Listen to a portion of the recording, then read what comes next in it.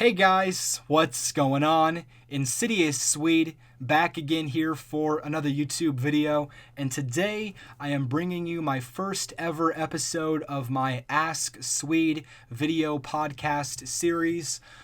This is actually an idea that I had not too long ago, and I was so excited about it. I wanted to do my first ever community post asking you guys if this would be something you're interested in listening to, and over 90% of you voted in favor. So thank you so much for the vote of confidence.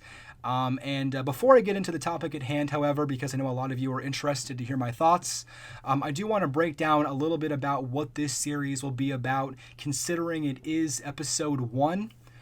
So I want the Ask Swede video series to be a pseudo podcast where I talk about all things ranging from manga to anime to comics maybe, and then even stuff that's about the channel or maybe even a bit more personal like today's topic. I also am not going to be editing these videos at all.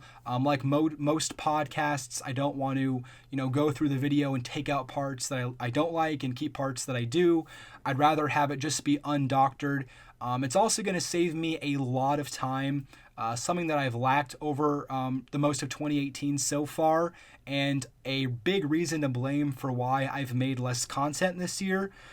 So keep all of that in mind. I do want to keep it unedited for those reasons, as well as the length of these videos. I want to keep them to be fairly reasonable. I know a lot of you guys would rather be doing other things with your time than listening to me talk for 45 minutes to an hour. So the plan is to keep these episodes anywhere between 5 to 15 minutes, 15 really being the max. I don't want to go too far over that.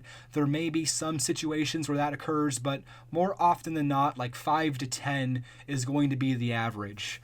And finally, as always with anything, I'm always open to any and all improvements you think I can make to this series. For example, I have no real idea what I'm going to do for the video. What I'm planning maybe is to throw up some overlays, as well as thanking my Patreon, my patrons on Patreon as well. So that's kind of the idea for now. But again, with that and anything, I would always love to get your feedback for any and all improvements that you would be interested in seeing. Again, I'm not the greatest editor. I'm not the greatest speaker. So there's always room for improvement in everything. And any and all is appreciated. So, how can I afford all of this manga? Did I sell my soul to the devil? Did I win the lottery? Unfortunately, no. Actually, this is something that I've just really never knew how to talk about. It's never that I was, afraid to talk about it or I didn't want to bring it up. It's just because I always wanted to do it the right way.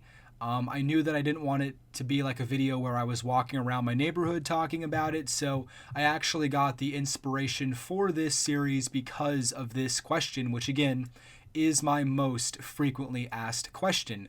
Also keep in mind, this will be the only time where I pick the question for the episode from here on out.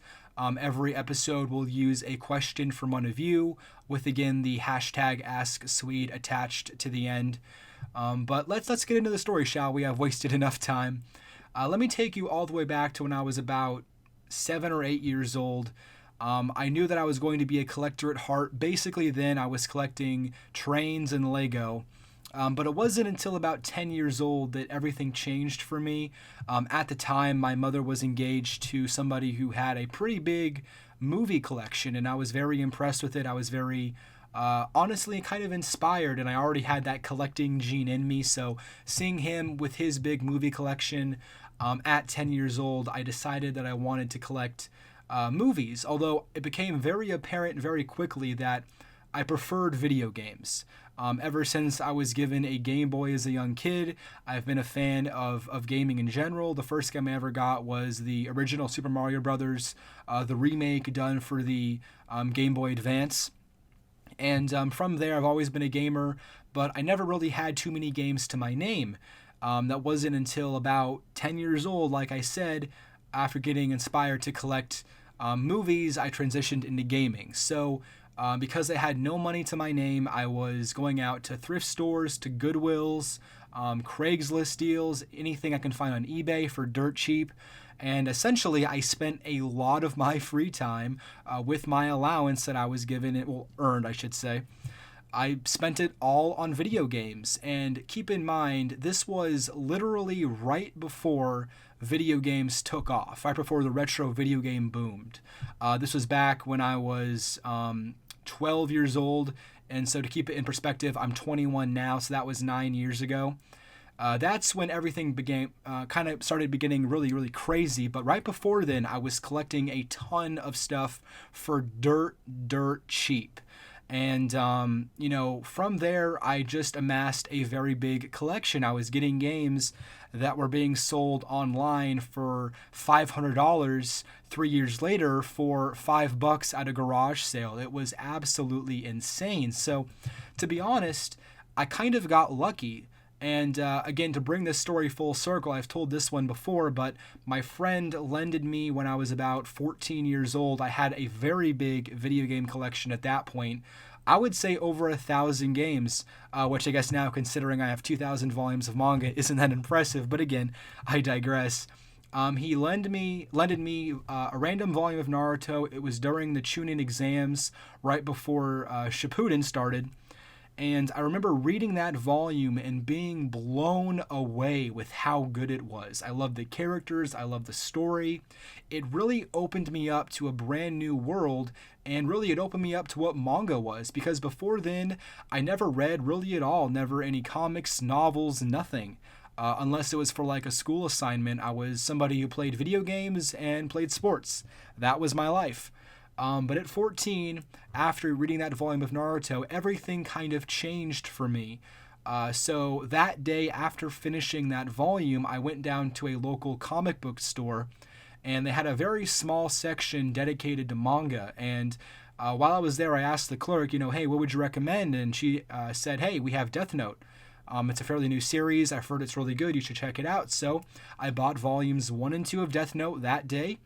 And then it was all downhill from there, I guess, because the next day I came back in with a few more dollars. I sold a few games off at another game shop that was pretty close, bought the rest of Death Note, and then that day read the entire series. Now, let me tell you guys, I don't really know how to describe that first experience reading Death Note.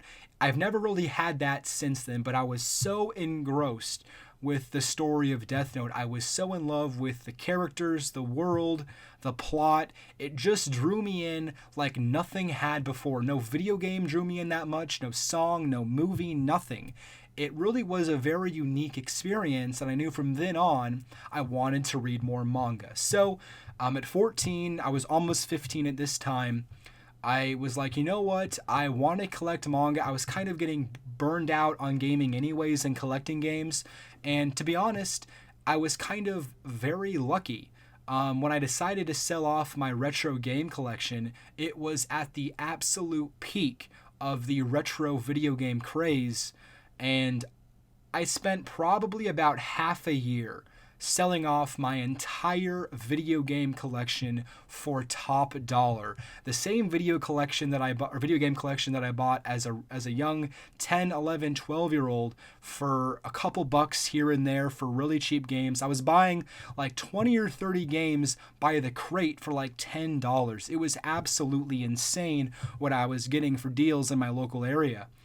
And I was just very lucky. I sold off my entire game collection, and I probably made 100 or so times what I spent on it. I am not exaggerating. I had, for example, a complete in-box Super Mario RPG for the Super Nintendo in mint condition. Bought it for $5, and 3 years later, I turned around and sold it for $250. So, to be honest, I was never rich. Our family is fairly middle class, if not even lower middle class. I remember as a middle school student, I even qualified for free lunch, which is a very big deal. You don't get that too often unless you really don't have any money. So I was kind of smart at the time. A lot of the money I put to the side and put in a savings account, which actually to this day, I'm still using part of that money for some of my tuition fees. And the other chunk I dedicated to manga. So, How do I afford thousands of volumes of manga? Or how do you go back in time about a decade, buy as many video games as you can possibly find, and then in 3 or 4 years sell it all off online?